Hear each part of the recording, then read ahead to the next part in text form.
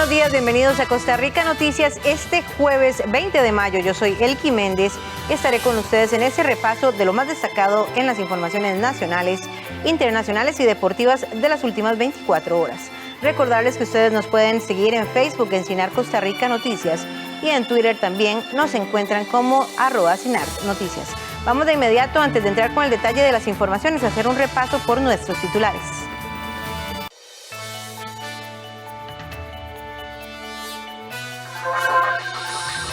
Giselle Cruz, ministra de Educación, afirmó que pese al cambio en el calendario escolar, las pruebas FARO continúan. Estudio revela deficiencias y logros en la gestión del presidente Carlos Alvarado en el año de pandemia.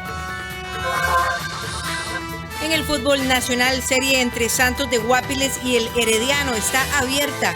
Los florenses llevan ventaja de 1 gol. Pero los guapileños anotaron un tanto de visita y cerrar en su casa, donde han sido fuertes en el certamen.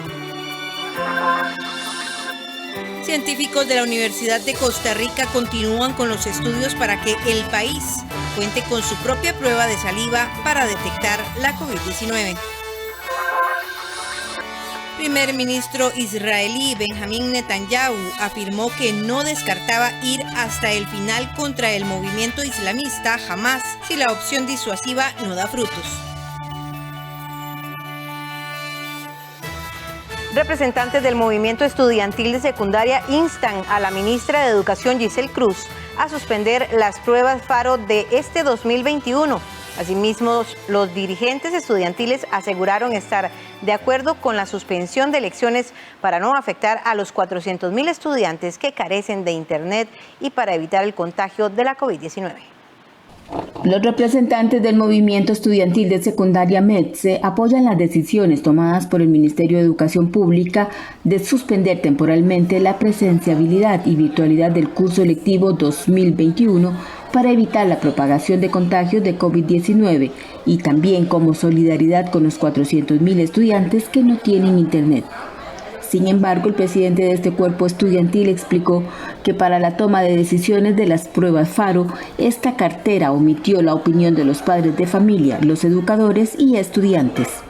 Es importante recordar que las pruebas nacionales FARO fueron diseñadas para evaluar el dominio de los estudiantes, tanto de primaria como de secundaria, y es un requisito para la graduación de cada estudiante. No obstante, fundamentados en los acontecimientos pedagógicos que ha pasado el país, tanto de salud como nacionales, la coyuntura que vivimos durante los años 2020, durante el año 2021, insistimos a las autoridades educativas del país la suspensión de las pruebas nacionales FARO en este 2021. Jiménez externó su preocupación, pues a la fecha el Ministerio de Educación Pública no ha dado a conocer qué tipo de capacitaciones recibieron los docentes, si hay uniformidad en el proceso de aprendizaje estudiantil para evaluarlos y también la evaluación de los docentes y si hay vocación por parte de estos últimos. Por estas razones, otras dirigentes son del criterio que este 2021 no es apropiado realizar las pruebas FARO. Se sabe que las generaciones de estudiantes que aplicarían las pruebas FARO en el año 2021 son producto de un proceso formativo no apropiado para el desarrollo de las habilidades que FARO se ha propuesto como objetivo evaluar. Este es un elemento insubsanable y que destruye cualquier posibilidad pedagógica de una correcta formación de habilidades y conocimientos. Reiteramos la solicitud al Ministerio de Educación Pública de suspender las pruebas nacionales FARO 2021, capacitar al personal docente de primaria y secundaria sobre la distribución y estructura de las preguntas, realizar un estudio sobre los procesos de aprendizajes reales vividos en los centros educativos durante el año 2021 para establecer la pertinencia de una suspensión de las pruebas nacionales FARO 2022. Con respecto al paro de labores que convocaron los sindicatos del Magisterio Nacional para este miércoles 19, al cierre de edición nos informaron a Costa Rica Noticias que durante la mañana y horas de la tarde se encontrarán haciendo un sondeo para determinar el número de docentes y administrativos que se sumaron al movimiento. El próximo lunes, la educación pública entrará en una pausa prolongada con el objetivo de ayudar a reducir la movilidad y con esto tratar de detener el contagio de COVID-19 en el país. Giselle Cruz, ministra de esta cartera, afirmó que pese al cambio en el calendario escolar, las pruebas FARO continúan, las prácticas técnicas siguen en pie y se tienen estrategias para ayudar a reducir la deserción en este periodo. A partir del próximo lunes, el curso lectivo tendrá una pausa de por lo menos 8 semanas, con el propósito de ayudar a reducir la movilidad en el país. Ante los cambios en el calendario escolar, Giselle Cruz, ministra de Educación, aclaró que las pruebas FARO continúan. Afirmó tienen herramientas para contener la deserción y especificó fechas de cierre de semestre. ¿Podría la pausa de 8 semanas incrementar la deserción para el segundo semestre? Y hay una gran ventaja en este momento, y es la plataforma Saber. La plataforma Saber tiene la matrícula por número de cédula de cada estudiante. El año pasado, a pesar de estar trabajando en educación a distancia, cuando vimos que no había reportes de estudiantes que no tenían ese vínculo con el centro educativo, inmediatamente pusimos las alertas, aplicamos el protocolo de atención al plan para recuperar los estudiantes y se vino avanzando, se recuperaron más de 6.000 estudiantes el año pasado. ¿Se aplicará este 2022 estrategias de recuperación o regresarán a las antiguas convocatorias? La educación en Costa Rica y en el mundo cambió y esa es una discusión que tenemos que generar a nivel país y ya se está generando a nivel de diferentes organismos internacionales y también los países. La educación cambió en este momento, hay experiencias importantes, buenas prácticas que debemos de retomar y fortalecer, pero muchas de las estrategias que tuvimos que implementar por el marco de la pandemia son buenas estrategias y una de ellas es la estrategia de recuperación.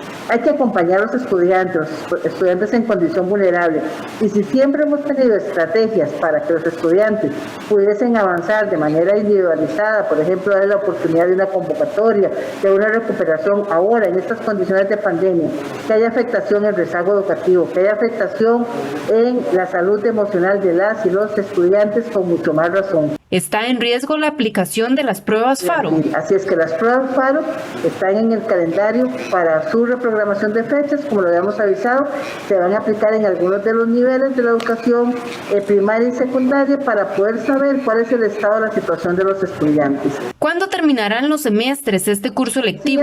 El primer semestre concluye el 15 de agosto, feriado el 14 de agosto y empieza el segundo semestre el 16 de agosto del 2021. Con respecto al año 2022, empieza el curso lectivo en febrero del año 22, terminando en diciembre del 22, con 210 lectivos como corresponde. Estas fechas van exactamente del 17 de febrero al 22 de diciembre en el año 22. Eso también se consideró, tomando en consideración también que tenemos las elecciones nacionales el primer domingo de febrero y siempre el Tribunal Supremo de Elecciones nos solicita por lo menos 2 o 3 días para poder hacer la limpieza general de los centros educativos. ¿Habrán cambios en las prácticas de colegios técnicos? Y esas prácticas también se hacen ajustes de fechas y siempre con ese propósito de atender las necesidades de los estudiantes de la mejor manera como nos corresponde, están los ajustes de las prácticas supervisadas, pero sí las deben hacer los estudiantes porque esa experiencia es muy importante en la culminación de su formación técnica. Cruz mencionó que será este miércoles cuando tengan datos reales para saber si los profesores respondieron al llamado de paro de labores realizado por los sindicatos del magisterio, pese al anuncio del MEP de pausa del curso electivo hecho el lunes. Un año después, el conector Barreal-Castella se acerca a su etapa final de construcción. Se trata de que tiene un 90% de avance, una de las 5 obras que conforman el primer paquete de trabajos impostergables conocidos como OBIS para la modernización de la carretera San José-San Ramón. La nueva conexión entre Barrial y el Castella se habilitará a finales del mes de junio, según dieron a conocer este miércoles las autoridades durante una inspección de las obras. Esta obra tiene un avance del 90% y forma parte del programa de obras impostergables OBIS de la ruta San José-San Ramón. Aún queda pendiente de labores de asfalto y la construcción de un puente peatonal. Muy contentos por el avance que llevan las obras del primer paquete.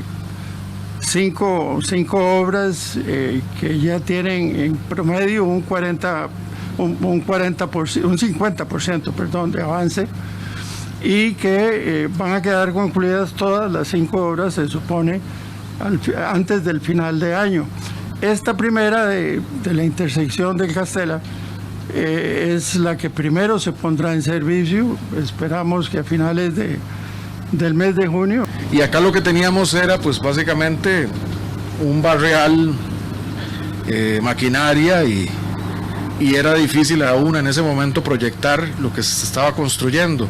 Los costarricenses podrán tener más claridad de eso recordando el dolor de cabeza que podía ser, sobre todo en hora pico, el intercambio a la altura de El Castella para ir a Heredia, y recordar cómo ese tramo se convertía en un cuello de botella, sobre todo para las personas que transitaban desde acá hacia Heredia o para incorporarse a la carretera.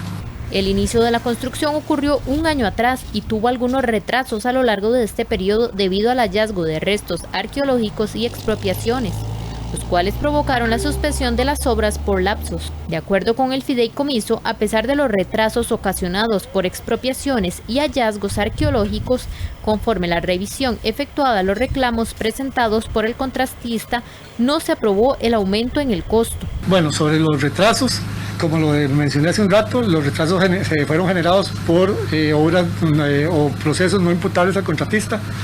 Se gestionó, se revisó con el contratista todos los procesos, todos los plazos que se tuvieron que llevar a cabo.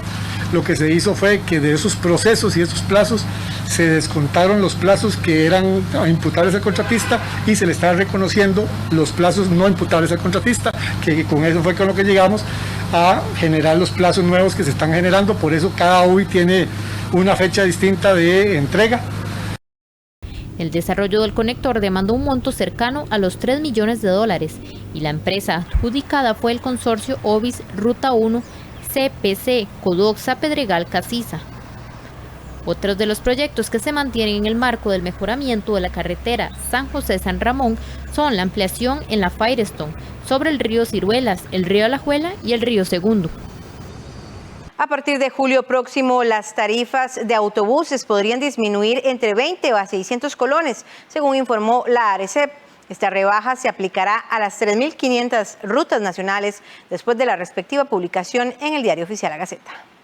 La Autoridad Reguladora de los Servicios Públicos, ARECEP, propuso una rebaja a nivel nacional de un 4,78% en la tarifa de los buses, es decir, de 20 colones hasta 600 colones en los pasajes de las 3.500 rutas de autobuses. El intendente de Transportes aseguró que esta iniciativa obedece a la rebaja de los cánones que pagan los empresarios autobuseros.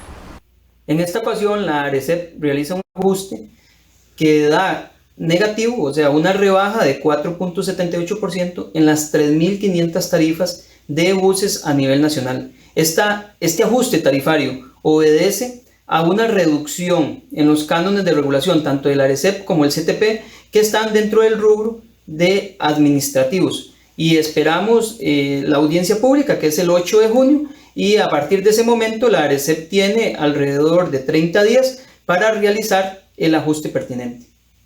Araya explicó que después de los 30 días, tiempos para hacer la resolución, se enviará a la imprenta nacional para que se publique en el Diario Oficial La Gaceta y entren a regir las nuevas tarifas. Ante esta solicitud, la directora ejecutiva de la Cámara de Autobuseros manifestó que esta decisión golpea económicamente al sector. Esta es una situación que se agrava con los incrementos que hemos tenido del diésel y con la rebaja anterior que ya tuvimos de un 2,36. Esperar una rebaja de un 4% adicional o más podría ser probablemente ya la gota que derrame el vaso para muchas empresas que van a ver frustradas las posibilidades de continuar en su operación de servicio. En este sentido, hacemos un llamado al Estado, a las autoridades y sobre todo a la ARECEP para que valore la suspensión de la aplicación de esta rebaja. En abril también hubo una reducción en las tarifas de un 2,65%, las cuales obtuvieron una disminución desde los 5 colones a los 240 colones. Oficiales de la Fuerza Pública encontraron ratas congeladas y aparentes restos de perros dentro de varios congeladores que estaban en una bodega ubicada en el centro de San José. Ese lugar, al parecer, funciona como centro de distribución de alimentos. Según las autoridades, la bodega sería propiedad de una persona de nacionalidad china de 60 años. Se ubica muy cerca del barrio chino en Avenida 14, entre calles 5 y 7. El Ministerio de Seguridad Pública confirmó que respondieron a una alerta de tacha en bodega y cuando llegaron al lugar encontraron los restos de animales dentro de los congeladores. La propiedad quedó a cargo de los funcionarios del Ministerio de Salud, quienes realizarán las verificaciones respectivas. Un informe presentado por el programa Análisis de la Coyuntura de la Sociedad Costarricense de la Universidad Nacional revela que la gestión del último año del presidente Carlos Alvarado no ha sido muy buena. Al regresar de la pausa ampliamos esta información.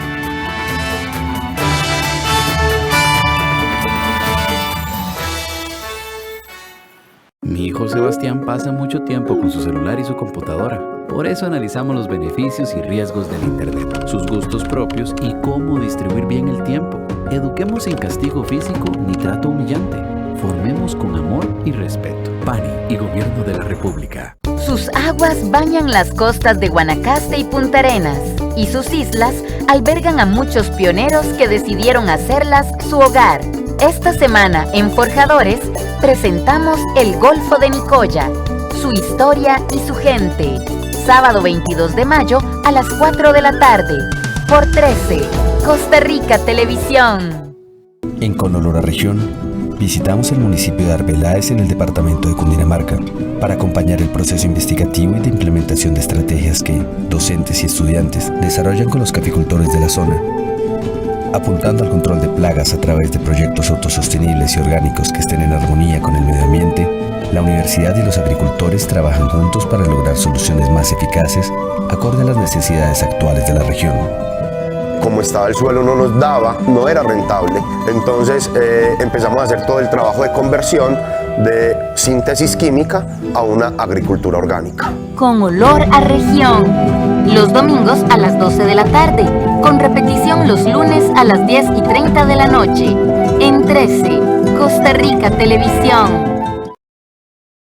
En nuestro 20 aniversario, en la Asociación Obras del Espíritu Santo, desde nuestros albergues, centros de cuidado, empresarialismo y comedores, atendemos a más de 100,000 beneficiarios, de los cuales 75,000 son niños. En pandemia, hemos sumado a 7,000 familias en alto riesgo social a quienes donamos un diario de alimentos mensual mediante nuestra campaña Día de la Solidaridad y programas Gallo Pinto de la Alegría. Para poder seguir ayudándoles, solicitamos su donación de alimentos no perecederos y dinero en nuestras canastas y alcancías debidamente identificadas en todos los supermercados y tiendas Peri, Sarepto, Supercompro, Fresh Market, AMPM, Maxi Consumo, Superfácil, Avenida 10, Cuestemoras y Economás, y en las tiendas Econo, Pequeño Mundo y Sol Naciente. Manos que dan nunca estarán vacías. Done también por medio de Simpe Móvil 83677000 83677000. Nos ayuda. Gracias a ti, a ti, a ti.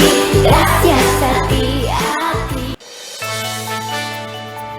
Y como lo anunciábamos antes de irnos al corte comercial, esta mañana está con nosotros Carlos Carranza del programa Análisis de la Coyuntura de la Sociedad Costarricense de la Universidad Nacional para ampliarnos sobre este informe presentado ayer miércoles con respecto a la gestión, los logros y algunos desaciertos del presidente Carlos Alvarado y su administración. Le damos los buenos días a don Carlos. Bienvenido a Costa Rica Noticias. Buenos días, un gusto estar en Costa Rica Noticias. Como parte de los esfuerzos del programa Análisis de Coyuntura de la Sociedad Costarricense de la Universidad Nacional a su orden. Don Carlos, ustedes ayer presentaron desde la Universidad Nacional un balance sociopolítico denominado Costa Rica entre la pandemia y la reestructuración del Estado y la economía, y lo dividen principalmente en 6 ejes. Un poco sobre los diferentes hallazgos o muestras que pueden revelarnos en una conferencia que realizaron. Hablemos un poco sobre cada uno de los puntos. Empecemos con el primero, que trata de la administración Alvarado. ¿Cómo ustedes evalúan, cómo ustedes valoran las acciones que han tenido el presidente en estos 3 años y bueno, unos 3 años que además han sido bastante golpeados por la situación de la pandemia, por lo menos los últimos 2, por decirlo, o año y medio. Pero que sea usted quien nos explique un poco este contexto de la pandemia y también el inicio de Carlos Alvarado, cómo fusiona todo este periodo del presidente. Bueno, este informe de coyuntura enfatiza de enero a mayo de este año, aunque hay elementos que están presentes de los distintos años. Diríamos que Costa Rica tiene en este periodo, último año y medio, 3 cosas que la caracterizan. Una pandemia muy fuerte, que evidentemente ha golpeado a diferentes sectores y cuyo impacto todavía lo estamos sufriendo y que va a depender mucho de las políticas que hagamos en los próximos meses, no solamente en el campo de la salud, sino en el campo económico, en el campo social y político. Indicamos en ese informe que lo que se ha dado es 2 cosas ligadas a la pandemia. Una reestructuración de la economía forzada por el hecho de que ha habido a nivel internacional un alto grado de crecimiento económico que ha afectado muy fuerte a muchas economías, aunque tengo que aclarar que ya algunas comienzan a salir paulatinamente. Y una afectación que es muy alta para América Latina, la cual se ha visto más afectada. Y dentro de las que entra Costa Rica, no estábamos preparados para ese tipo de contingencia, para ese tipo de situaciones. En esa parte también se indica que esa reestructuración económica responde más a una visualización que hace el gobierno de los factores fundamentales y donde privilegia a ciertos sectores con alta capacidad económica. Y por otro lado, también la otra parte, que es una reestructuración del Estado que pasa por la ley de empleo público, pasa por recortes fiscales, pasa por una redefinición, que es una parte de eso con el Fondo Monetario, pero otra parte es claramente del gobierno. En un momento en que los costarricenses tienen desempleo crónico, tienen una alta tasa de economía informal y tienen una gran brecha económica social como elemento fundamental. Esa característica nos dice que el tema económico no es nuevo. El tema económico es anterior al mismo gobierno del señor Carlos Alvarado, debido a que veníamos con un modelo que venía decreciendo desde 2017 a 2018. Entonces, ese primer elemento es el que fijamos como elemento del gobierno. Y dentro de eso hacemos un segundo elemento, si me permite, que es tratar de ubicar también cuál ha sido la actuación del gobierno. Ahí encontramos áreas con alta capacidad, señalamos salud, pese a todas las críticas que pueden haber, salud ha hecho un gran esfuerzo, ha tratado de mejorar las condiciones, pero todavía nos quedan meses muy duros en la parte de salud, que ha sido un esfuerzo extraordinario. El segundo, que es muy notorio, es que hemos logrado mejorar en la infraestructura vial sustancialmente. Con eso hemos salido del rezago y parte de la deuda, pero todavía no tenemos el nivel que requerimos, pese a que reconocemos que el ministro de Transportes ha hecho un esfuerzo de primer orden y de primer nivel. El otro elemento que también indicamos es que hace falta cambiar algunas cosas. Hay que acelerar el proceso de educación como factor fundamental. La educación requiere mayor tratamiento y darle más aceleramiento a compra de equipos, a compra de ciertas capacidades y pensar que lo digital se lleva este año y por qué no parte del otro debido a los últimos cambios en las variantes que hay en el COVID-19. Pero también señalamos que hace falta poner más recursos a la ciencia y la tecnología si queremos señalar esa parte como fundamental. Señalamos que hay áreas ausentes del gobierno, nos referimos a política exterior que no se nota, grandes esfuerzos que pese a que hay 3 ministros, la situación sigue siendo compleja. Pero hay otros elementos que se puede decir como elemento importante. También hay que hacer esfuerzos desde el Ministerio de la Presidencia para buscar articular una mayor relación en estos 11 meses y medio que quedan de periodo presidencial. ¿Por qué? Porque necesitamos que se aprueben algunas leyes con mayor concertación, con mayor acuerdo, si no la contradicción va a ser más amplia. Don Carlos, vamos a tener que fusionar un poco algunos de los otros puntos del estudio que ustedes presentan porque pues se ligan indiscutiblemente con las falencias y los logros de la administración de Carlos Alvarado. Hablemos un poco inicialmente de la fuerza económica. Usted hablaba de que es una situación que ha arrastrado desde la administración pasada, incluso administraciones pasadas en términos generales. Sin embargo, bueno, estamos en un contexto de pandemia. ¿Se puede ver la pandemia como un golpe realmente fuerte a la economía de nuestro país o es simplemente una excusa o una razón más de la situación que ya se viene generando desde hace ya bastantes años? Si usted me permite, yo indicaría que es a medias. Puedo explicar por qué. La pandemia aceleró el proceso, que teníamos un modelo económico que ya no respondía a las características que el país requiere. Tenemos que hacer grandes esfuerzos para participar en la cuarta revolución tecnológica, en la 4R, y prepararnos en la quinta R. La parte, esa es el elemento y la externalidad que es que también se da un fenómeno muy fuerte. Las exportaciones decaen durante varios meses y muchos mercados casi estuvieron cerrados. Eso es un efecto independientemente del gobierno. Lo que hay que entender es que el gobierno, tal vez las acciones que tomó, no son las únicas posibles. Había que pensar que había que tocar otros sectores con mayor capacidad económica sin destruir la capacidad productiva, quiero aclarar.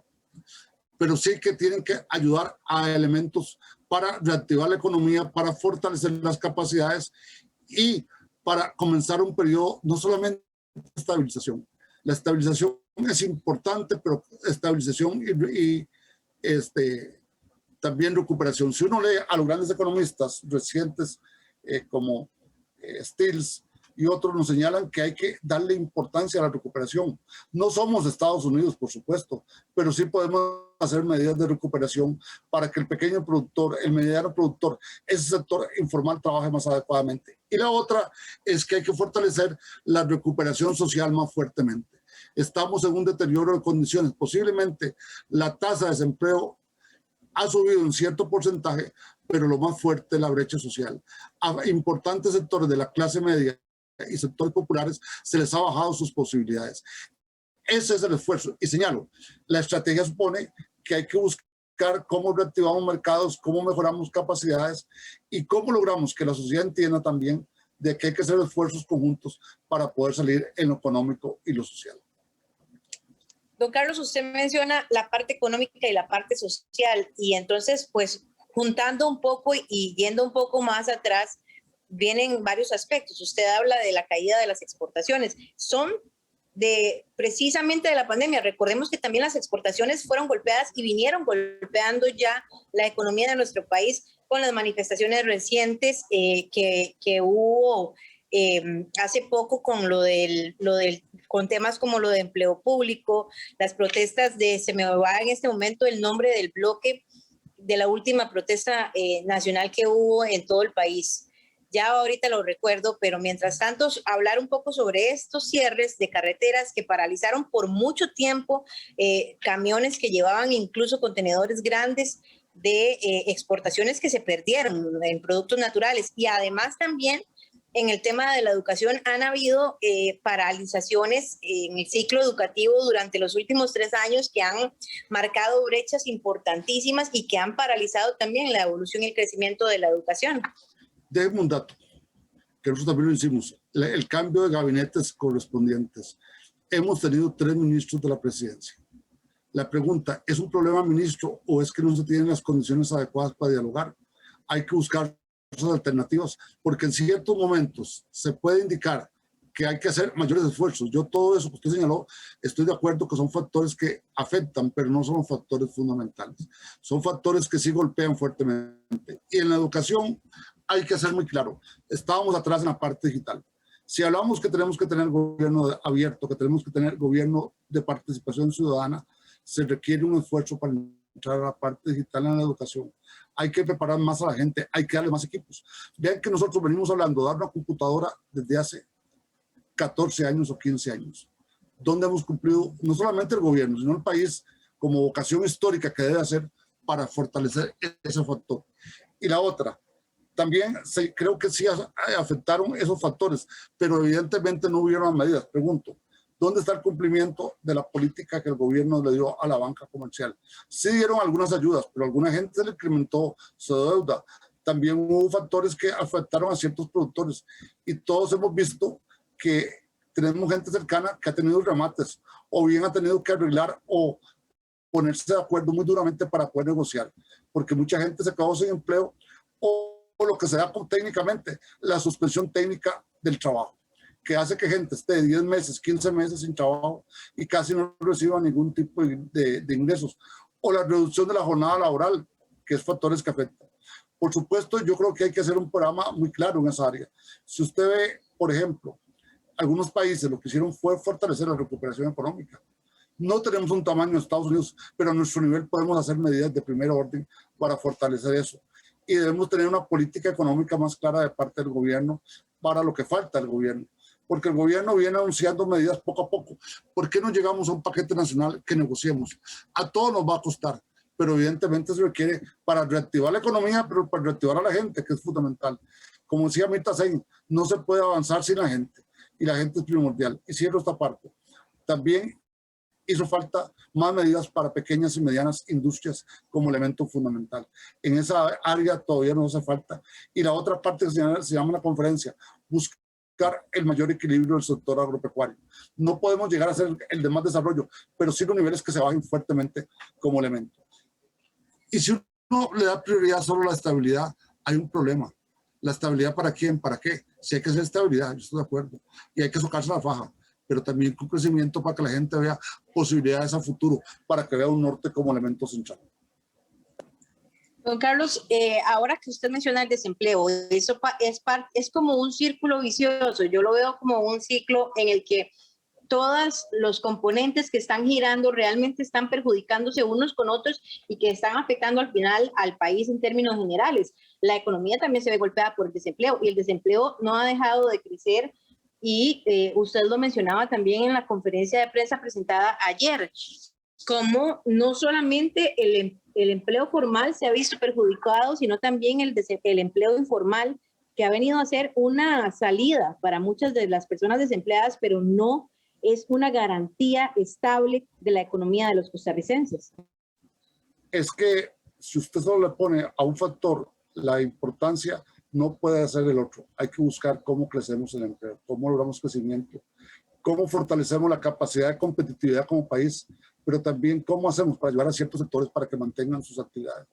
Posiblemente, solo pongo un factor, para algunos sectores que se baje algo la tasa de interés todavía sería significativo, porque la gente, si le ponen un nivel más alto que sus ingresos, esas personas no van a poder pagar.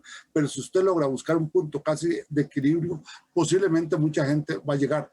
Puede ser que los últimos 3 días del mes las vean un poco renco o con una muleta, pero van a llegar a ese fin de mes. Y la otra, hay que tener claro también la otra parte, vuelvo a la parte educativa. Necesitamos tener mejor educación de calidad. No podemos esperar segundo idioma para 10 años, 5 años o 10 años. Hay que buscar el segundo idioma para poder competir, para poder tener presencia. Pongo un ejemplo que lo vi en persona. En Vietnam la gente está hablando hoy día, hace años, inglés y han retomado el francés y hasta el mandarín. Un país con los niveles de crecimiento tan bajos de Vietnam que eran, ha hecho grandes esfuerzos. El país tiene que hacer esfuerzo. Y la otra parte, ¿qué pasa? Si no hay ingreso, no hay posibilidades para el mercado.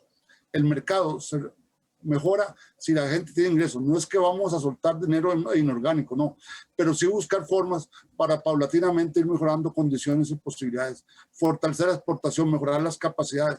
Tenemos que pensar en una parte que veamos también la presencia en el Pacífico, mejorar las relaciones también de intercambio y de mayor logística. Tenemos que mejorar nuestras aduanas.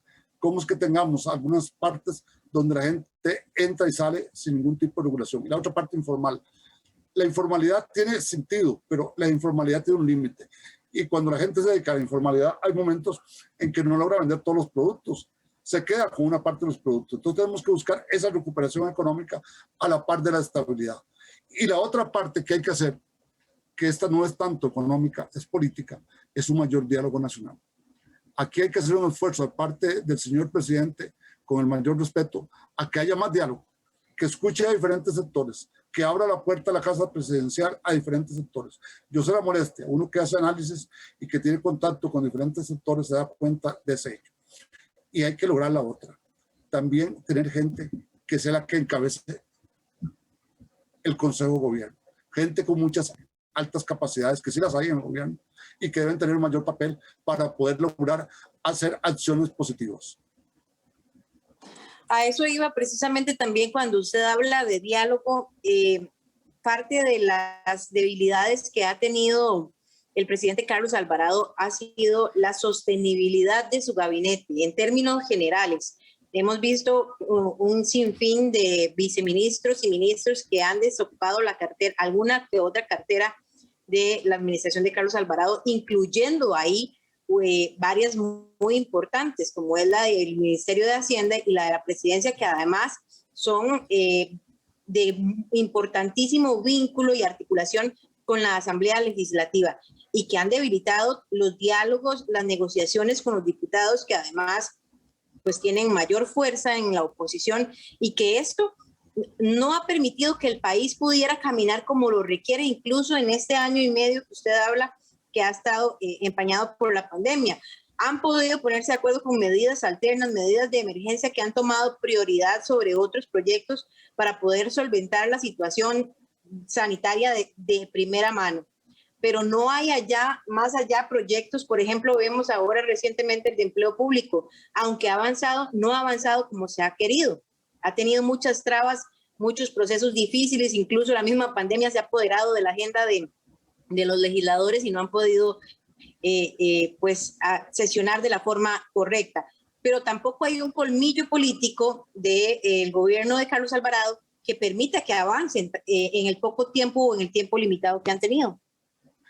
Yo pondría que ha faltado que el presidente tenga interlocutores al que le dé respaldo. Ha tenido ministros de alta capacidad en la presidencia. Los tres que han estado, yo no tengo dudas de sus capacidades personales, los conozco muy bien a los tres. Y sé que son gente con capacidades, pero no ha habido esa parte de coordinación y complementariedad con el presidente. Don Rodolfo Piso se fue por circunstancias de desgaste, pero también porque siento que en cierto momento el peso que él tenía era muy fuerte y no tenía todo el apoyo. En el caso del ministro Morales, por cuestiones de cierto tipo, y en el caso de Prieto, evidentemente no hubo esa concordancia con el presidente. Entonces, eso hace que dos ministerios tengan por el otro política exterior. Política exterior en un momento como este debería estar haciendo más cosas desde las embajadas, desde las representaciones comerciales para conseguir ayuda de todo tipo. Yo sé que se ha hecho y que hay embajadores de alto nivel, pero se refiere un llamado porque necesitábamos tener vacunada antes de este año casi a toda la población. Lo que se hizo ahora con China, ¿por qué no se abrieron otros puentes?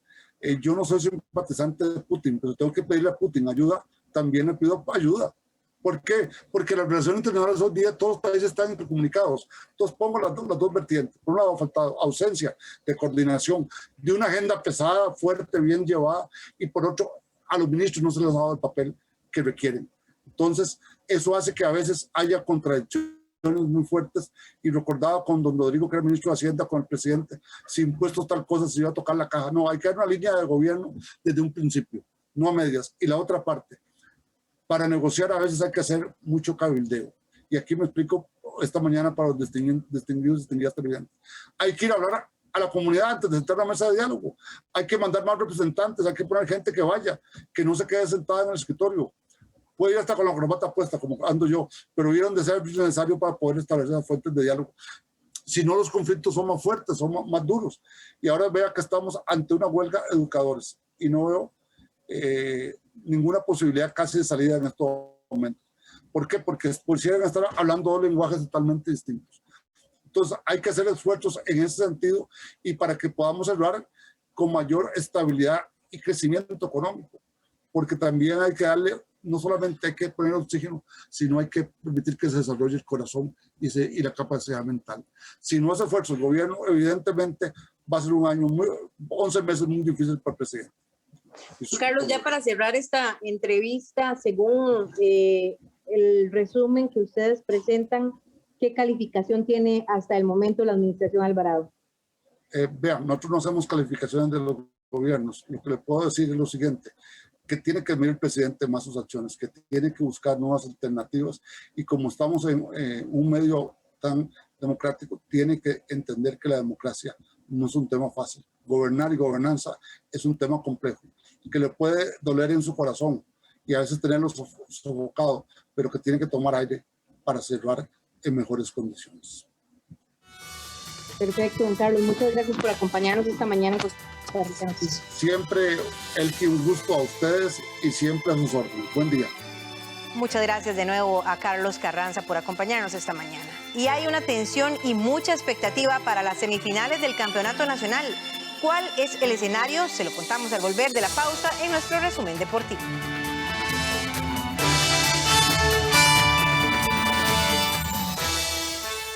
Acercar personas de lugares y culturas muy distantes puede ser un gran negocio desde el punto de vista económico y humano.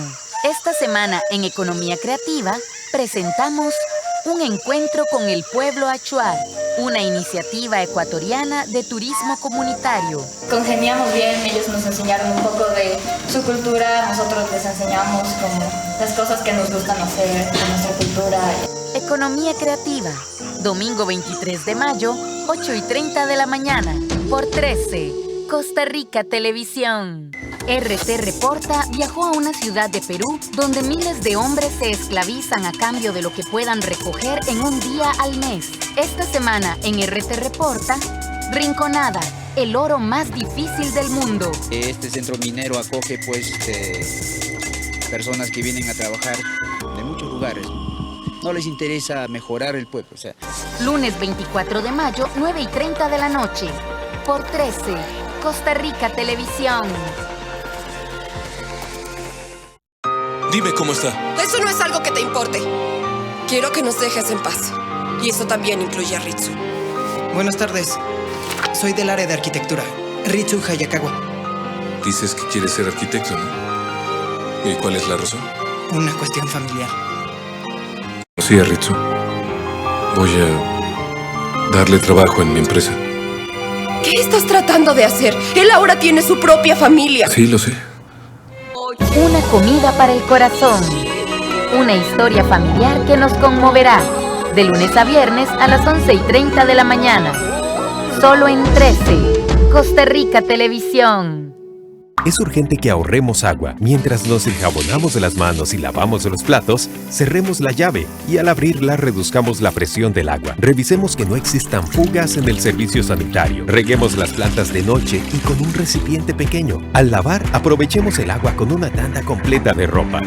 Por su seguridad y la protección ante el COVID-19, comprometámonos con el ahorro de agua.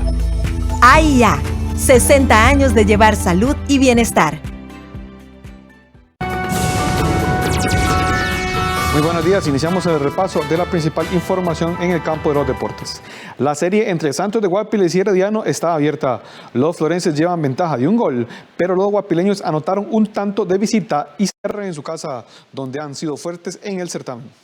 El estadio Eval Rodríguez ha sido la fortaleza del Santos. Ahí es donde registró mejores números en la fase regular y será ahí donde busque la remontada ante Herediano. Como local, los guapileños obtuvieron un 67% de los puntos disputados. Solo fueron derrotados por Alajuelense, lograron 6 victorias y 4 empates. Estas cifras distan mucho de lo alcanzado en condición de visitante, en la que tuvo un rendimiento del 42%, con 5 pérdidas, 4 triunfos y 2 partidos igualados.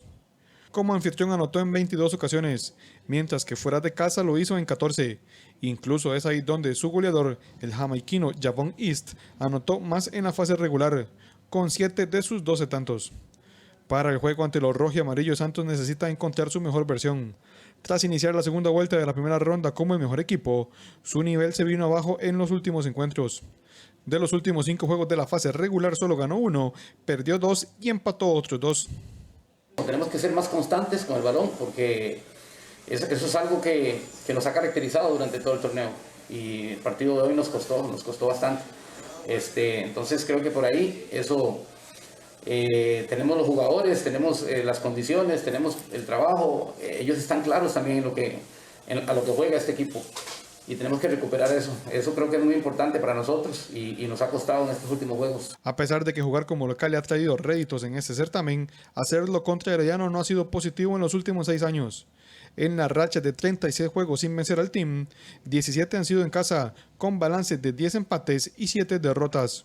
No vencen a los rojiamarillos en su estadio desde el 8 de marzo del 2015.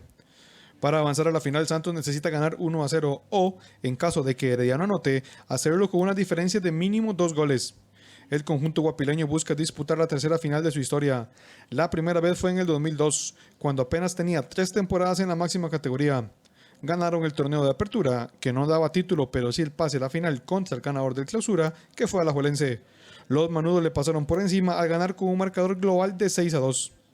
20 años después estuvo en la pelea por el título, en el verano 2012, pero otra vez fue derrotado, en esa ocasión por Herediano, con un global de 6-3. Limón quedó herido de muerte tras su derrota ante Sporting FC en la liguilla del no descenso. Los caribeños se jugarán su permanencia en primera el próximo martes en el estadio Ernesto Romoser. Ricardo Allen lamentó la derrota ante Sporting, que pone con un pie a Limón en la segunda división. Los caribeños tendrán que ir al Ernesto Romoser el próximo martes a tratar de revertir la serie. Los limonenses han pasado por 2 campeonatos complejos en donde debieron jugar siempre de visita en el Eval Rodríguez, más el cambio constante de entrenadores. Y a eso se agrega la sanción administrativa por incumplimiento con la Caja del Seguro Social en la primera fecha. Nosotros teníamos que proponer el juego, nosotros teníamos que intentar arriesgar. Nuevamente creo que los muchachos no en el primer tiempo, más que todo, no se aplicaron muy bien en lo que queríamos, que era el manejo del balón, tratar de llevar la bola de lado a lado ante un bloque profundo del equipo de Sporting, ¿verdad? Tenemos que llevar el balón de pie a pie, empezamos a pelotear, que no era parte de la estrategia, ¿verdad? Y bueno, en el segundo tiempo posiblemente lo intentamos, pero no con esa contundencia que hubiéramos querido, ¿verdad? Con ese volumen de juego de llegar y tratar de incomodar. Sucedió lo del primer partido, pero igual siempre estuvo en nuestras manos en la cancha también. Estuvimos con opciones claras también, opciones de clasificar. Entonces no podría yo decir que por eso hoy estamos en esa situación o por otro, porque al final los jugadores, cuerpo técnico, todos nosotros somos los encargados en la parte deportiva. Entonces creo que lejos de buscar excusa de situaciones, creo que nos enfocamos en lo que nos toca y lo que no hemos hecho hasta el día de hoy. Limón nunca descendió a la segunda categoría mediante liguillas de no descenso. Sus salidas de la primera fueron de manera directa en 1969, 1995 y 2002, así que también en eso tendrán un reto con la historia. El juego de vuelta de la final de la Liga de Ascenso deberá esperar una semana más. Hoy se anunció que este se efectuará el jueves 27 de mayo y se mantiene la sede, el estadio Lito Pérez de Punta Arenas. Ya clasificados a cuartos de final del premundial de CONCACAF en fútbol playa, la selección nacional enfrentó a la selección de Estados Unidos. Vamos al detalle de este juego. 5-4 finalizó el juego entre Estados Unidos y Costa Rica en la última jornada de la fase de grupos, donde los ticos, siendo anfitriones, lograron el liderato invictos en el grupo C. Con esto, Costa Rica deberá medirse a Guatemala en los cuartos de final para definir cuál será el equipo que estará en las semifinales. La apertura del marcador estuvo a cargo de los estadounidenses cuando Jason Santos probó un disparo de chilena, consiguiendo el 1-0. Gabe Silveira, Chris Todd y Christopher Alviston completaron los goles gringos. Por Costa Rica, Gravin Pacheco fue la figura al marcar la tripleta. Frandert Arrieta y Cristian Sánchez hicieron las otras 2 anotaciones para completar perfectos 9 puntos en lo alto de la tabla de posiciones. En el primer juego, Costa Rica derrotó a Trinidad y Tobago y este martes a Turcos y Caicos. Finalmente lograron vencer al rival más complicado del grupo, Estados Unidos. Solo asistirán al Mundial los 2 semifinalistas de este torneo. El próximo duelo de la tricolor será el viernes 21 de mayo a las 4 de la tarde por la etapa de cuartos de final de la eliminatoria mundialista de la CONCACAF. Decenas de aficionados se concentraron el martes en protesta contra la Copa América 2021 que prevé acoger Colombia junto a Argentina en medio de la crisis social que afecta al primer anfitrión y que deja decenas de muertos en 3 semanas de protestas. Protesta en Colombia contra la organización de la Copa América. Decenas de aficionados se concentraron el martes en Bogotá frente a la sede de la Federación Colombiana de Fútbol para exigir que no se realice el torneo en el país, golpeado por semanas de protestas que ya dejan decenas de muertos. A nosotros nos mueve el fútbol, nos mueve todo, pero ahorita no estamos para eso, ahorita estamos para luchar por los derechos de nosotros. Colombia tiene previsto acoger el certamen por segunda vez en su historia, esta vez junto a Argentina, entre el 13 de junio y el 10 de julio. El torneo ya había sido pospuesto el año pasado por la pandemia de COVID-19 y en esta ocasión, de la mano de las manifestaciones contra el gobierno, han aumentado los contagios. Colombia está en estos momentos en una coyuntura bastante difícil, lo cual hay unas prioridades por las cuales estamos luchando y lo que no queremos es que el fútbol se vea como una cortina de humo, como algo de distracción para los que ahorita estamos en paro. A pesar de todo, el gobierno colombiano y la Conmebol insisten en seguir adelante con el torneo tal y como está previsto. Sé que hay posturas diferentes frente al evento, pero hoy Colombia, más que nunca, como en el 2001, necesita la Copa América. Necesitamos que la protesta pacífica se proteja, pero también tenemos que rechazar categóricamente a aquellas personas que se infiltran en la protesta pacífica y empañan esa gran labor de los jóvenes. El martes, el presidente argentino Alberto Fernández aseguró que su país está en condiciones de albergar la Copa América como única sede si Colombia renuncia, bajo la condición de que se respeten los controles sanitarios frente a la pandemia. Los invitamos hoy al mediodía y en nuestra edición de Deportivas del 13 a las 8:30 con esta y más información del deporte nacional e internacional. Gracias, Kennedy. Ya estaremos nosotros pendientes de esta información en la noche.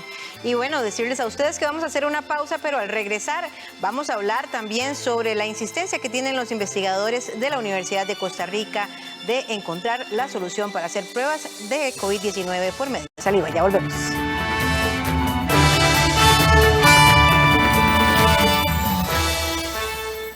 Es urgente que ahorremos agua. Mientras nos enjabonamos de las manos y lavamos los platos, cerremos la llave y al abrirla reduzcamos la presión del agua. Revisemos que no existan fugas en el servicio sanitario. Reguemos las plantas de noche y con un recipiente pequeño. Al lavar, aprovechemos el agua con una tanda completa de ropa. Por su seguridad y la protección ante el COVID-19, comprometámonos con el ahorro de agua. AIA, 60 años de llevar salud y bienestar.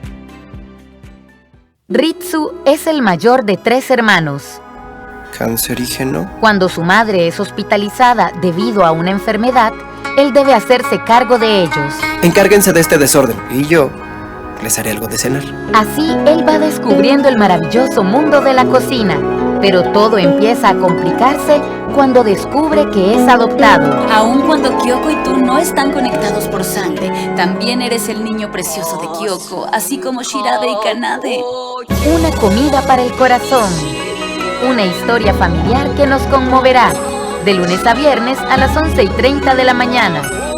Solo en 13. Costa Rica Televisión.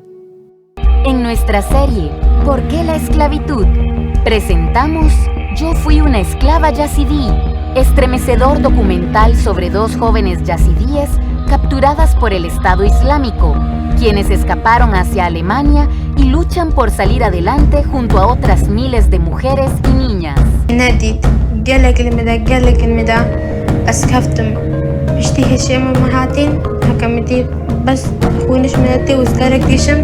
Este martes 25 de mayo a las 9 de la noche. En 13, Costa Rica Televisión. ¿Estás cansado de no conseguir pareja? Con Abuela Sofía llegó tu solución. Soy la abuela de tu futuro novio. Mi nieto es muy bueno. No es bajito, de nariz un poco larga como todos los hombres y 2 ojos verdes como los que tiene. Lo mejor ya lo vas a ver sola, la abuela Sofía.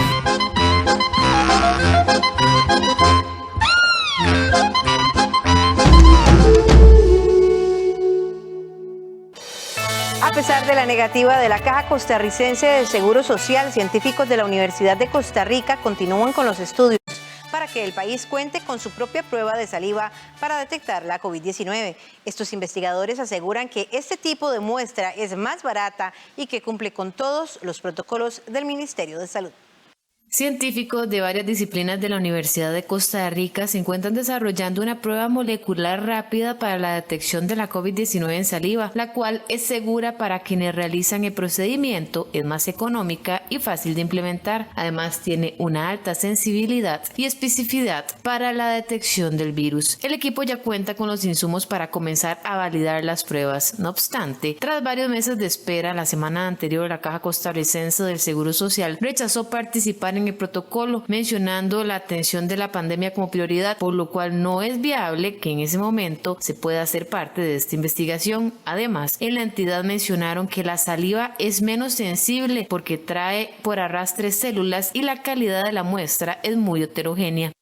Nosotros seguimos con el proyecto, respetamos y lamentamos la decisión, pero la verdad es que cada institución tiene pues sus razones. Probablemente ahorita hay muchas razones que tal vez no comprendemos, pero que nosotros como institución pública, en el caso de la Universidad de Costa Rica, siempre estaremos dispuestos a apoyar la seguridad social. Entonces, en el momento que quieran retomar el proyecto o que necesiten de nuestra colaboración, las puertas están abiertas. Para nosotros es un objetivo fundamental colaborar con la salud pública. Ante esta situación, los investigadores no se quedaron de manos cruzados y tras la firma de una serie de convenios se encuentran activando los protocolos con la Agencia Costarricense de Investigaciones Biomédicas. Por este momento vamos a continuar con la validación de las pruebas en saliva, con los protocolos que ya tenemos diseñados, terminar de firmar el convenio con ACIP para poder ya empezar la validación clínica de las muestras. Y cuando ya se esté listo, pues anunciar los resultados y tratar de ayudar un poquito al país para que la economía vuelva a salir, para que la salud pública vuelva a salir adelante, para que todos podamos salir de esta crisis lo mejor posible. Precisamente, el ministro de Salud, Daniel Salas, informó este lunes que las pruebas serán aprobadas siempre y cuando cumplan con los parámetros para detectar el virus. Cualquiera de las tres se puede aplicar siempre y cuando sea una prueba que ya tiene un respaldo de que verdaderamente lo que se va a usar es una prueba de calidad que no va más bien a confundir a la gente o nos va a hacer que se escapen un montón de personas positivas. Entonces, en ese sentido, cualquier prueba es sujeta a que sea usada siempre y cuando tenga un respaldo científico suficiente dentro de su documentación para poder ser utilizada. La respuesta de la Caja, justamente se hizo una reunión y nosotros le indicamos al Ministerio de Salud lo que le acabo de decir, que nosotros continuamos con el proyecto, que teníamos un plan B que estamos gestionando para validar las pruebas y que los resultados, si al momento de tener esa documentación al día, prácticamente duran 15 días, un mes a obtenerla. Entonces, le aclaramos todas estas dudas, que no estamos sustituyendo al PCR, que lo tienen que hacer profesionales de salud acreditados, que se tienen que seguir los lineamientos del Ministerio de Salud, que la saliva es una buena muestra por lo que se ha detectado a nivel internacional. Igual lo vamos a validar con datos. Las pruebas de saliva RT-LAMP lo que hacen es amplificar el material genético del virus, en específico el ARN. Esta amplificación se realiza calentando la muestra de saliva a 95 grados Celsius y el resultado se muestra con un cambio de coloración. Si es positiva, se vuelve amarilla y si es negativa, se pone roja.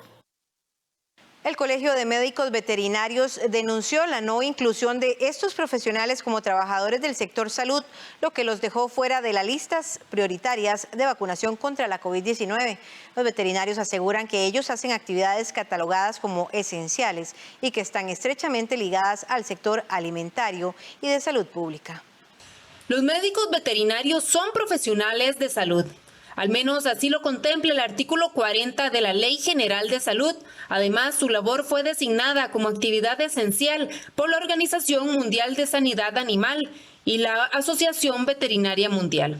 Pese a esto y a que el gremio fue incluido dentro de las excepciones de servicios habilitados en el 2020 para funcionar en todo momento durante la pandemia, Los médicos veterinarios no fueron incluidos dentro de la lista de grupos prioritarios para la vacunación contra la COVID-19. Silvia Coto, presidenta de este colegio, argumentó que el gremio es relativamente pequeño en Costa Rica, por lo que perder un médico o un especialista podría poner en riesgo el sistema sanitario y alimenticio. Más allá de estar contemplados como sector salud, realizamos actividades esenciales que requieren la presencialidad de la persona. Esto quiere decir que son actividades, así fueron designadas por la OIE a inicios de la pandemia el año pasado y por la Asociación Veterinaria Mundial, son actividades que si se detienen, el impacto que tiene en salud pública es demasiado, es nefasto, ¿verdad? Tanto en salud pública como en economía. Y en soberanía alimentaria. El colegio envió una misiva al ministro de Salud, Daniel Salas, y 2 más a la Comisión Nacional de Vacunación y Epidemiología, con la intención de tener explicaciones de por qué este grupo médico no estaba incluida en la lista y otros especialistas sí. Sin embargo, la respuesta que obtuvieron fue la negativa a ser incluidos sin ahondar en detalles. Me permito informarle que la Comisión Nacional de Vacunación revisó el oficio en cuestión y tomó el acuerdo de no aprobar la vacunación prioritaria de los veterinarios. No omito indicarle que aquellos profesionales en veterinaria que trabajen en el Ministerio de Salud y en instituciones de primera respuesta son sujetos de recibir la vacuna contra la COVID. Señala un extracto de la respuesta de salud.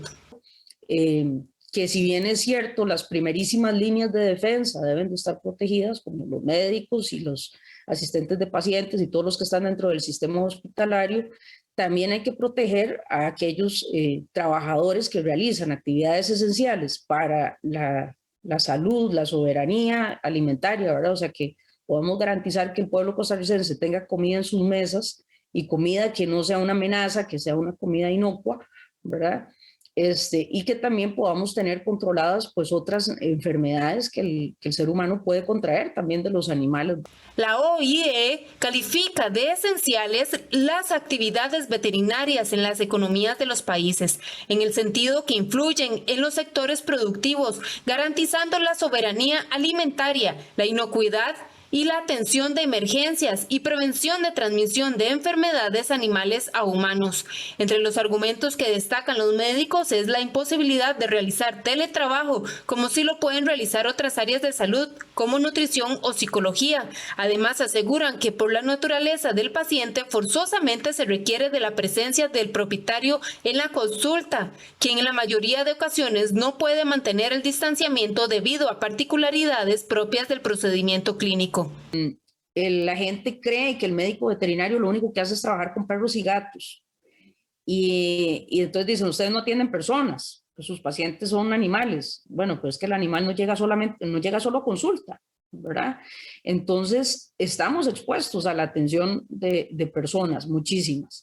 Y por otro lado, tenemos en los otros campos de ejercicio profesional los que atienden las fincas directamente, que si las grandes granjas avícolas, por ejemplo, no reciben la atención adecuada del médico veterinario, pues no hay producción, ¿verdad? O se pueden morir, todas esas granjas podrían enfermar, podrían morir muy fácilmente si no están los médicos veterinarios prestando los servicios ahí.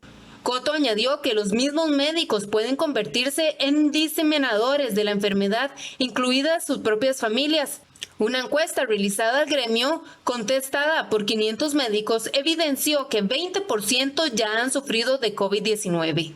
Los médicos afirman no han dejado de trabajar durante la pandemia desde todas sus trincheras. Costa Rica cuenta con menos de 2.000 médicos veterinarios activos y se estima que un 80% de ellos son menores de 50 años. El Ministerio de Salud confirmó que el 90% de las personas que han muerto con la COVID fue a causa de las consecuencias de esta enfermedad y no por otros padecimientos.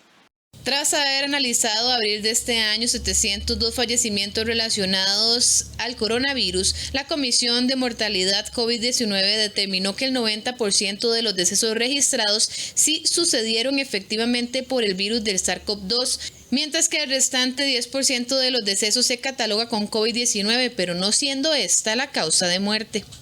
Del total de los casos analizados por la comisión, 632 fallecieron por COVID, 388 eran hombres y 244 mujeres.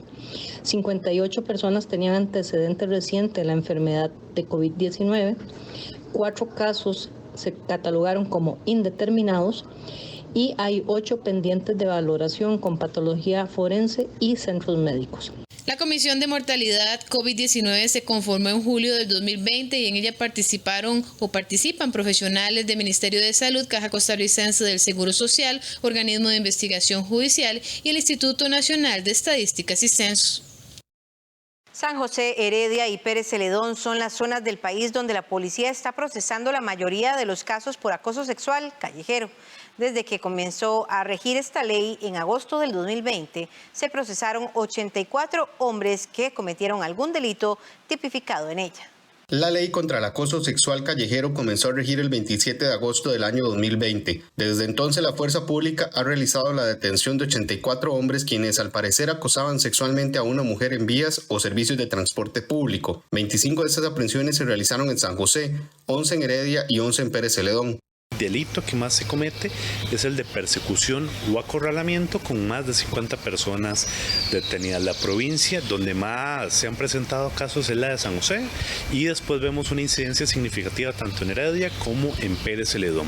Aparte de este detalle, ya son 11 las personas que han sido condenadas penalmente por la comisión de este hecho delictivo y la mayor cantidad de casos todavía siguen en trámite. La persecución y el acorralamiento son los hechos que se presentan más. Solo por este tipo de casos la policía detuvo a 51 hombres, 27 por exhibicionismo o masturbación y 6 por producción de material audiovisual. La ley sanciona lo siguiente: quien persiga o acorrale con connotación sexual a otra persona sin su consentimiento será reprimido con una pena de prisión de 8 meses a 1 año o de 30 a 45 días multa. Quien en un espacio público de acceso público o en un medio de transporte remunerado de personas se masturbe a sí mismo, exhiba o muestra sus genitales con connotación sexual a otra persona sin su consentimiento, será reprimido con una pena de prisión de 6 meses a 1 año o de 30 a 45 días multa. Y por último, quien en un espacio público, de acceso público o en un medio de transporte remunerado, grabe, capte o produzca material de audio, visual o audiovisual con connotación sexual de otra persona sin su consentimiento, será reprimido con una pena de prisión de 10 meses a 18 meses o de 30 a 45 días multa. Constantemente seguimos capacitando a nuestros oficiales, actualizándolos en los principios y en las normativas a aplicar en la materia, y recordamos y a las víctimas de esta situación les hacemos la exhortación de que pueden buscar a un oficial de fuerza pública, llamar al sistema de emergencias 911 o acercarse a la delegación policial más cercana, y el oficial de fuerza pública tiene la obligación de atender el llamado, buscar a la persona ofensora y si logra encontrarla, aprenderlo y presentarlo ante el Ministerio Público.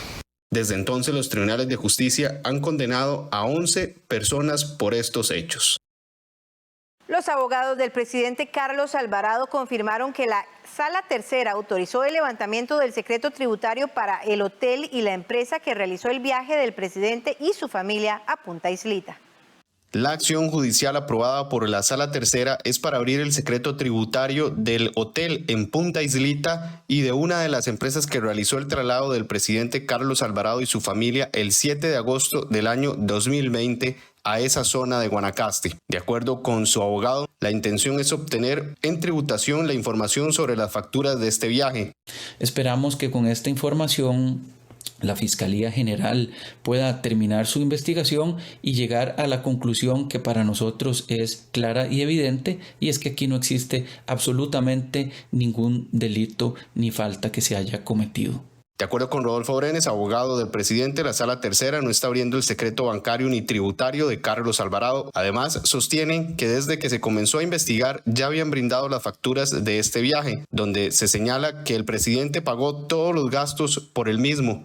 Es importante aclarar que no se estaba autorizando el levantamiento del secreto bancario de ninguna persona y que el secreto tributario que se va a levantar es de terceras personas, no del señor presidente.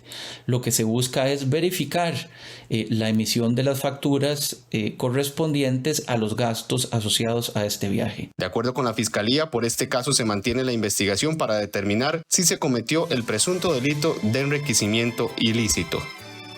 Crece la tensión entre israelíes y Hamas. El primer ministro Benjamín Netanyahu dijo que no descarta llegar hasta las últimas consecuencias. Ya regresamos con el desarrollo de esta información.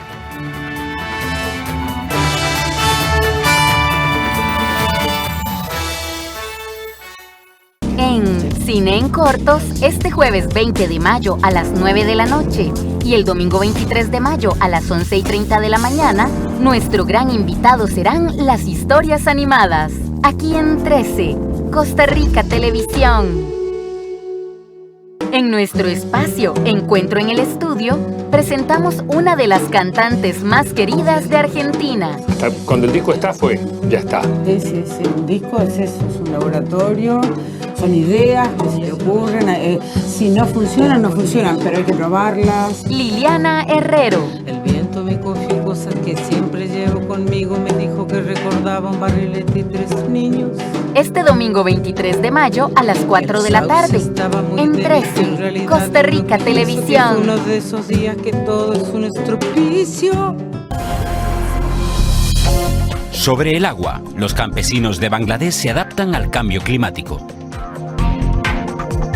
Economía sustentable. Un proyecto reduce el impacto de la ganadería sobre los bosques mexicanos. El difícil camino de un capo de la droga brasileño hasta dejar el mundo del crimen. Global 3000, solo en 13, Costa Rica Televisión.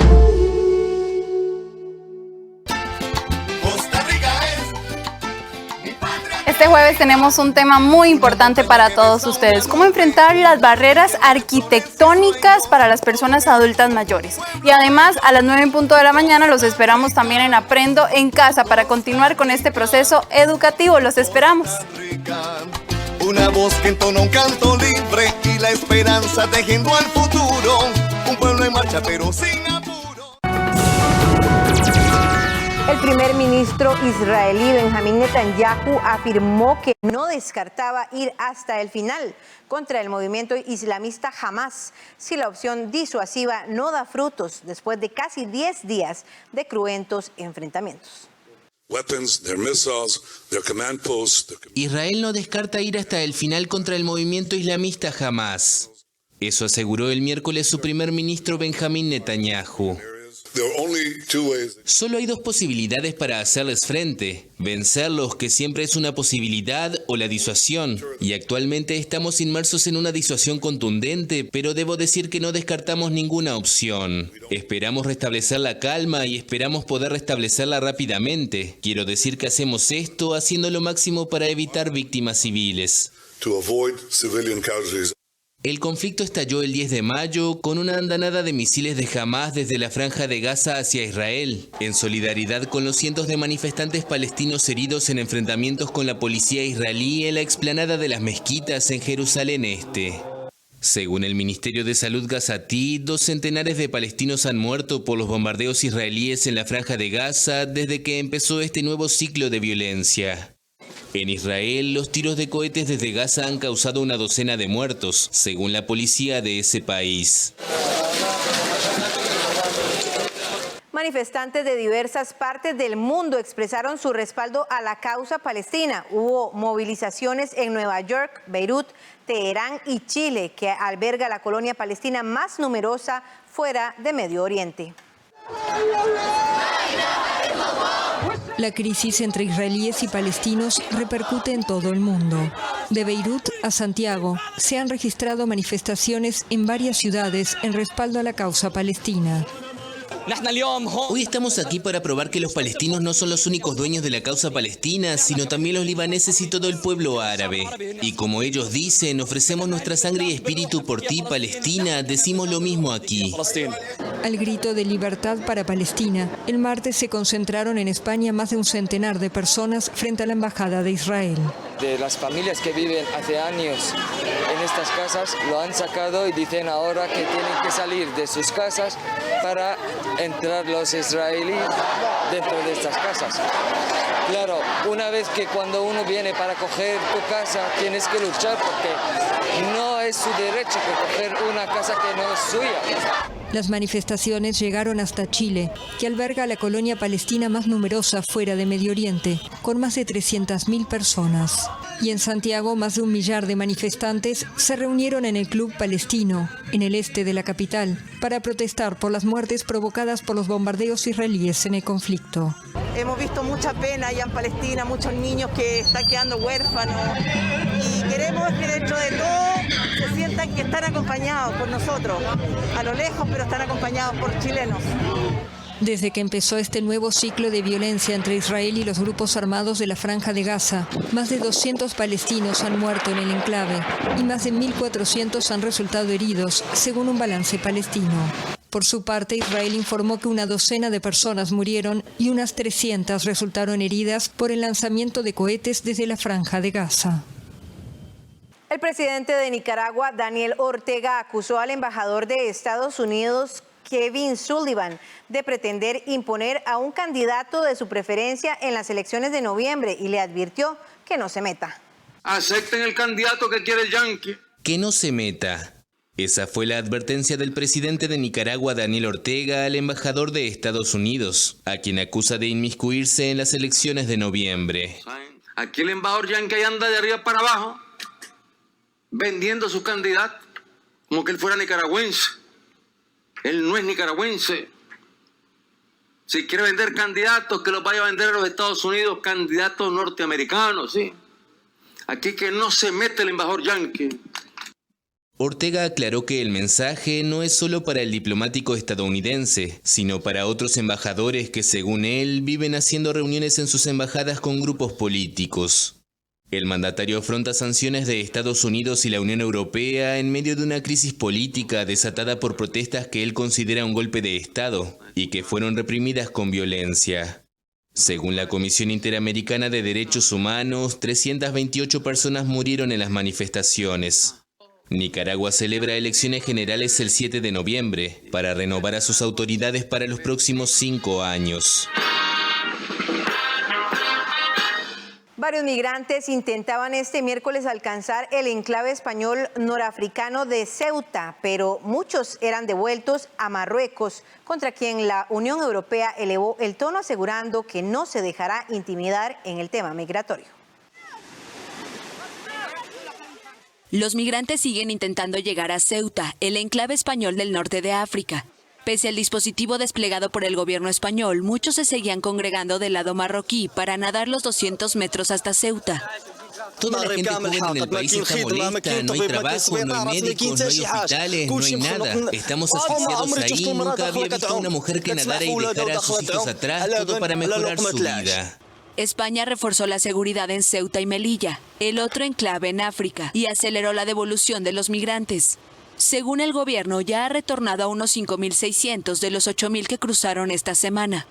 En la noche del martes al miércoles, las fuerzas de seguridad marroquíes bloquearon a decenas de personas que se dirigían hacia la frontera con la intención de emigrar, quienes respondieron lanzando piedras. Marruecos es un importante aliado para España en el control de la migración ilegal, pero las relaciones entre los dos países se tensaron tras conocerse que el líder del movimiento independentista del Sahara Occidental, Frente Polisario, Brahim Ghali, fue internado en abril en España para tratarse de COVID-19. El ministro de Derechos Humanos marroquí acusó a España de haber privilegiado su relación con el Polisario y Argelia antes que su relación con Marruecos. El gobierno español aseguró el miércoles que mantiene su posición de una solución política al conflicto del Sahara Occidental, la excolonia española que es disputada entre Marruecos y el Frente Polisario. Madrid ha recibido el apoyo y solidaridad de altas autoridades europeas. Recordando que la frontera con Ceuta no es solamente una frontera de España para con Marruecos, sino también es una frontera europea y que en consecuencia la falta de control por parte, en este caso, de las autoridades marroquíes no es algo que represente una falta de respeto hacia España, sino también hacia el conjunto de la Unión Europea. El Frente Polisario es arropado por Argelia y reclama un referéndum de autodeterminación previsto por la ONU, pero aplazado constantemente, mientras que Marruecos propone un plan de autonomía bajo su soberanía. La justicia brasileña ordenó allanar el Ministerio del Medio Ambiente e investigar al ministro, una de las figuras más polémicas del gobierno de Jair Bolsonaro, por su presunta implicación en un esquema de exportación ilegal de madera. El ministro de Medio Ambiente de Brasil, Ricardo Salles, es investigado por su presunta implicación en un esquema de exportación ilegal de madera. La justicia brasileña ordenó el miércoles allanar el ministerio e investigar a Salles, una de las figuras más polémicas del gobierno del presidente Jair Bolsonaro. Según la Corte Suprema que autorizó las investigaciones, la Policía Federal cumplió allanamientos en Brasilia, Sao Paulo y en el estado de Pará, al norte del país, tras identificar un grave esquema criminal de carácter transnacional en el cual estarían implicadas autoridades. Entre ellas estarían el ministro, funcionarios públicos y personas jurídicas. La justicia también autorizó el levantamiento de su secreto bancario y ordenó separar del cargo a 10 personas que ocupan posiciones de confianza en el ministerio y en el órgano de regulación ambiental IBAMA. El gobierno del presidente Jair Bolsonaro es acusado por los defensores del medio ambiente de haber favorecido el repunte de la deforestación, reduciendo los recursos de los organismos de control y preconizando la apertura de la región amazónica a actividades agropecuarias y mineras. En abril del año pasado, Salles fue filmado diciendo en una reunión del gabinete con Bolsonaro que el gobierno debía aprovechar la atención mundial centrada en la pandemia para legalizar actividades agropecuarias y extractivas en áreas protegidas. Sus declaraciones causaron indignación en el país. En nuestra sección Animales en Libertad les presentamos a un animalito de instinto destructivo, el mapache. Este inteligente animal aprende con mucha facilidad, incluso utilizando sus experiencias para resolver problemas.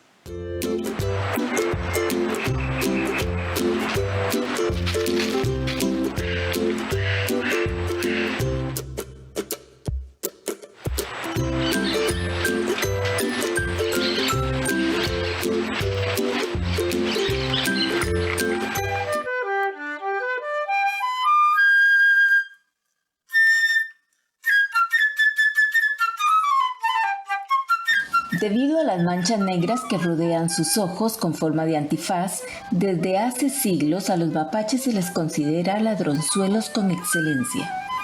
Su pelaje negro absorbe la luz reduciendo los reflejos. Esto les ayuda a ver con mejor claridad. Por la noche son más activos y perciben menos luz, lo que les ayuda a encontrar objetos. Una de las características más relevantes de los mapaches son sus extraordinarias patas, pues pueden rotar las traseras en un ángulo de 180 grados para ayudarse a trepar a los árboles, característica que fue muy llamativa para los nativos aztecas. Incluso se considera que los mapaches tienen las manos más habilidosas de la naturaleza. Son muy veloces a la hora de subir y bajar los árboles con gran agilidad. Hasta pueden correr 24 kilómetros por hora. Debido a que se destacan por ser muy curiosos y bastante interesantes, estos animalitos son protagonistas de muchas caricaturas, videos e incluso películas infantiles. Algunos estudios han confirmado que los mapaches son muy inteligentes para resolver problemas simples. También son muy sociales y pueden convivir fácilmente con los humanos. Su coeficiente intelectual está muy por encima del perro y el gato, de allí su habilidad para abrir puertas, ventanas y estar atentos al menor descuido de los moradores de las casas para entrometerse. Una característica que llama mucho la atención es que los mapaches acostumbran lavar sus alimentos. Gustan comer hierbas, frutas, ranas, tortugas, insectos, gusanos, huevos y mamíferos pequeños como las ardillas y las ranas. Sus complejos sonidos como gruñidos, susurros, aladridos y silbidos sirven para comunicarse con otros mapaches.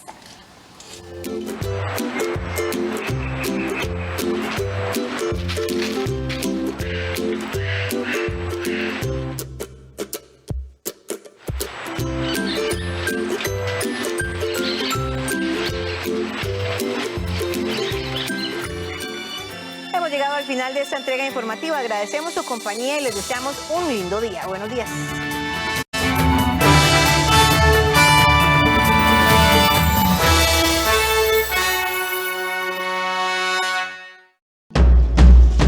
Estás viendo 13, Costa Rica Televisión.